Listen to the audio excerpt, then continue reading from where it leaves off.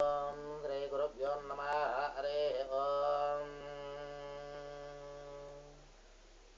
పుష్కరము అంటే ఎంతో పవిత్రమైన పుణ్యతీర్థం అనేది మనందరికీ కూడా తెలిసిందే. పుష్కర సాన్నిధ్యాన్ని సాధించింది ఎవరయ్యా అంటే కుందిల మహర్షి అని మనం చెప్పుకోవడం జరిగింది. మరి కృష్ణమ్మ తల్లి ఎక్కడ పుట్టింది అని చూస్తే పడమటి కనుమల్లో మహాబలేశ్వరం వద్ద పుట్టడం జరిగింది. అదే కాకుండా ఎక్కడ ముగుస్తుంది అని ఆలోచన చేస్తే హంసల దీవి దగ్గర చివరగా సముద్రంలో బంగాళాఖాతంలో ఈ కృష్ణా నది ముగియటం అనేది జరుగుతుంది. మరి ఈ కృష్ణా పుష్కరాల్లో మనము 12వ తారీఖు నుంచి 23వ తారీఖు దాకా పుష్కరాలు ఉన్నాయి. ఈ పుష్కరాల్లో మనం స్నానం ఆచరిస్తున్నాము అనే విషయం మనందరికీ తెలిసిన విషయమే. మరి ఈ 12వ తారీఖు మొదలు నుంచి 23వ తారీఖు దాకా స్నానం అనేది కృష్ణానదిలో ఏ విధంగా ఆచరించాలి అనే దాని గురించి మనం ఇప్పుడు తెలుసుకోబోతున్నాము. మరి కృష్ణానదిలో స్నానం ఆచరించే ముందుగా అవకాశము ఉన్నంత మటుకు కూడా వీలైనంత చోట మన రూముల్లో కానీ లేక గృహములో కానీ స్నానం ఆచరించి కృష్ణానది సాన్నిధ్యం దగ్గరికి వచ్చి అక్కడ ఉన్న గట్టు మీద మట్టిని తీసుకొని 3 సార్లు ఆ మట్టిని జలములో వేయాలి. వేసి ఆ తదుపరి స్నానం అనేది ఆచరించాలి. మరి 3 సార్లు మట్టిని వేసేటప్పుడు ఏమైనా మంత్రం ఏమైనా చెప్పాలా అని ఆలోచన వ్యక్తం కావచ్చు. మట్టిని 3 సార్లు వేసేటప్పుడు ఆ స్నానం ఆచరించిన యొక్క పుణ్య ఫలం అనేది మనకి దక్కాలి అంటే మనకు అంటూ ఒక మంత్రం అనేది ఉంది. ఆ మట్టిని పట్టుకొని పిప్పలాద సముత్పన్నే కృత్యే లోక భయంకరి మృత్తికాంతే మయా దత్తం మహారార్థం ప్రకల్పయ అని చెప్పి 3 సార్లు మట్టిని ఆ కృష్ణమ్మ ఒడిలో వేసి ఆ తదుపరి మనం స్నానం అనేది ఆచరించాలి. మరి స్త్రీలోతే మృత్తికాం అన్న చోట హరిద్ర అంటే పసుపు, కదాబ్జ అంటే కుంకుమ. ఈ పసుపు కుంకుమ ఆ కృష్ణమ్మ తల్లి యొక్క ఒడిలో వేసి ఆ తదుపరి స్త్రీలు స్నానం అనేది ఆచరించాలి. మరి ఈ కృష్ణా పుష్కరాల్లో గట్టు దగ్గర మట్టి తీసుకొని 3 సార్లు వేయమన్నాము. ఆడవాళ్ళు అయితే పసుపు కుంకుమ వేయమని చెప్పాము. మరి ఏంటి, ఎందుకు వేయమన్నాము అని ఆలోచన చేస్తే దానికి కూడా ఒక కథ అనేది ప్రచారంలో ఉంది. ఆ కథ ఏమిటయ్యా అంటే పిప్పలాది మహర్షి యజ్ఞం చేస్తూ ఉండగా ఆ యజ్ఞగుండంలో నుంచి కృత్య అనేవాడు ఉద్భవించాడు.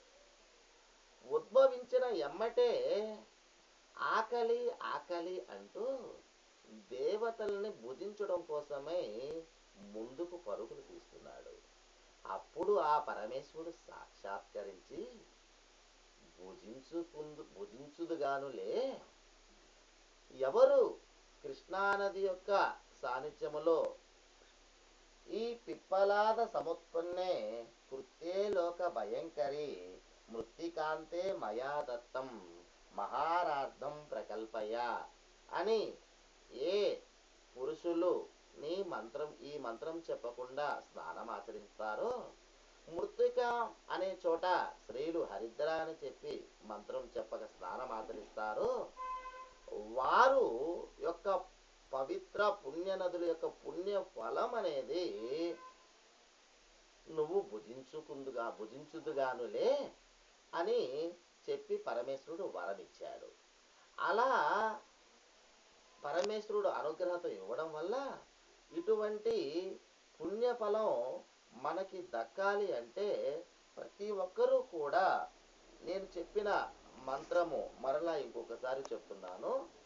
పిప్పలాద సముత్పన్నే కృత్యే లోక భయంకరి మృత్తికాంతే మయా దత్తం మహారార్థం ప్రకల్పయ అని మంత్రాన్ని చదివి ఆ 3 సార్లు మట్టిని జలములో వేసి, స్త్రీలు మట్టి బదులు అంటే మృత్తికాం అనే బదులు హరిద్ర అని అక్కడ చెప్పి పసుపు కుంకుమ వేసి స్నానము అనేది ఆచరించడం వలన ఆ కృష్ణమ్మ తల్లి యొక్క ఆశీర్వాద ఫలము, ముక్కోటి దేవతల యొక్క ఆశీర్వాద ఫలము, అలానే పితృదేవుల యొక్క ఆశీర్వాద ఫలము కలిగి ఆ కృష్ణమ్మ తల్లి యొక్క అనుగ్రహత అనేది మీకు ఎల్లవేళలా కలగాలని మనసారా కోరుకోవడం అనేది జరుగుతుంది.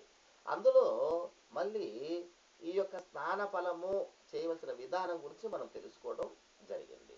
మరి ఈ 12 రోజులు ఎంతో పవిత్రమైన రోజులని చెప్తాం మనము. ఎందుకని? గురువు కన్యా రాశిలోకి ప్రవేశించాడు కాబట్టి. అందులో ఆ యొక్క కృష్ణమ్మ తల్లిలో పుణ్య నదులు, పితృదేవతలు, అలానే సమస్త ముక్కోడి దేవతలందరూ కూడా అవతారం చెంది ఉంటారు కాబట్టి మనం స్నానం ఆచరించేటప్పుడు ఈ మంత్రాన్ని చదవాలి అని మనం చెప్పుకున్నాము.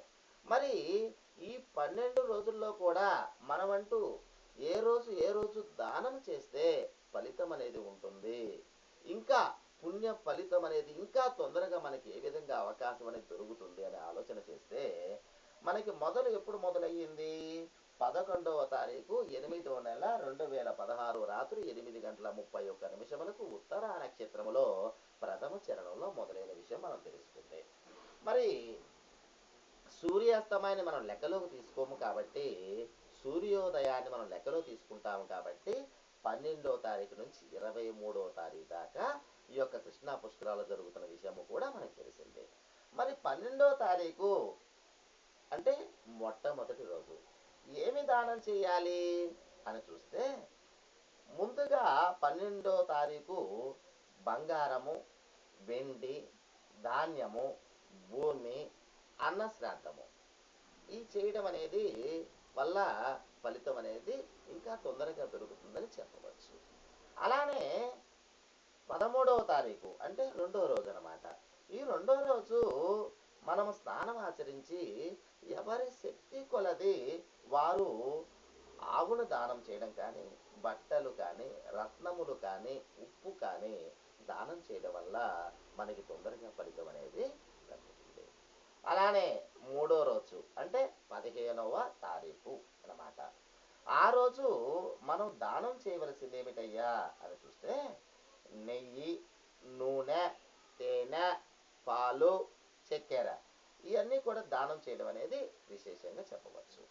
అలానే 4వ రోజు అంటే ఎన్నో తారీఖు? 16వ తారీఖు. ఈ 16వ తారీఖు దానం చేయవలసింది ఏమిటయ్యా అని చూస్తే, ధాన్యము, పండ్లు, గేదెలు, దున్నపోతులు, నాగలి అనేవి దానం చేయవచ్చు. అలానే 5వ రోజు చూస్తే 17వ తారీఖు. ఈ 17వ తారీఖు దానం చేయవలసింది మంచి గంధపు చెక్క, కర్పూరము, కస్తూరి, ఔషధం అనేది దానము చేయవలయను. ఆ తదుపరి 18వ తారీఖు దానం చేయవలసింది ఏమిటయ్యా అని చూస్తే, ఇల్లు, వాహనము, కూర్చునే ఆసనము, మంచము ఏదైనా కూడా దానము చేయవచ్చును. అలానే 19వ తారీఖు మనం దానం చేయవలసింది ఏమిటయ్యా అంటే, పుష్పములు, కందమూలములు, అల్లము, గంధపు చెక్క ఇవి దానము చేయవలేను. అలానే 20వ తారీఖు దానం చేయవలసింది ఏమిటయ్యా అని చూస్తే, కన్యాదానము, పిండ ప్రధానము, అలానే సేవకా దానములు ఏదైనా కూడా దానము చేయవచ్చు. 21వ తారీఖు చూస్తే హరిహర పూజ, లక్ష్మీ పూజ, నది పూజ, గౌరీ పూజ అనేది చేయవలయను, దానము చేయవలయను. అలానే 22వ తారీఖు చూస్తే వాహనము, యజ్ఞోపవీతము, పుస్తకములు, తాంబూలములు అనేవి దానములు చేయవలయను. మరి చివరి రోజు 23వ తారీఖు. మరి ఏమి దానం చేయాలి 23వ తారీఖు చివరి రోజు అంటే, షోడశోప దానములు చేయవలయను. షోడశోప దానములు అంటే ఎన్ని? 16 అని చెప్తాము. తాప దానములు అంటే అసలు ఏమిటి అని చూస్తే, మొదటగా చూస్తే ఆవు, బంగారము, వెండి, తేనె, గేదె, రత్నములు రత్నములు అలానే వృత్తి, ఏనుగు, గుర్రము, అలానే దాసి, త్రాసు, ఇల్లు, మేక, మంచము, కన్యాదానము, పుస్తకములు, ఇలా షోడశోపదానములు 23వ తారీఖు చివరి రోజుగా దానములు చేయవలసినవి పద్ధతి ఇది అన్నమాట. కావున భక్తులెల్లరూ కూడా ఈ కృష్ణమ్మ తల్లి యొక్క పుష్కరములో ఈ 12 రోజులు చక్కగా భక్తులందరూ కూడా పాల్గొని ఆ కృష్ణమ్మ తల్లి యొక్క కరుణా కృపా కటాక్ష మీపై ఉండాలని, స్నానమాచరించేటప్పుడు చక్కగా మంత్రాన్ని పఠించి స్నానమాచరించి ఆ తదుపరి మీ శక్తి కొలది దాన ధర్మములు చేసి ఆ కృష్ణమ్మ తల్లి యొక్క కరుణా కటాక్షము, అలానే ముక్కోటి దేవతల యొక్క కరుణా కటాక్షము, పితృదేవతల యొక్క ఆశీర్వాదము పొంది అందరూ సుఖ సంతోషాలతో ఆనందంగా ఉండాలని మనసారా కోరుకుంటూ, లోకమంతా కూడా సుభిక్షంగా ఉండాలని మనస్ఫూర్తిగా కోరుకుంటూ ఇంతటితో సెలవు తీసుకుంటాను.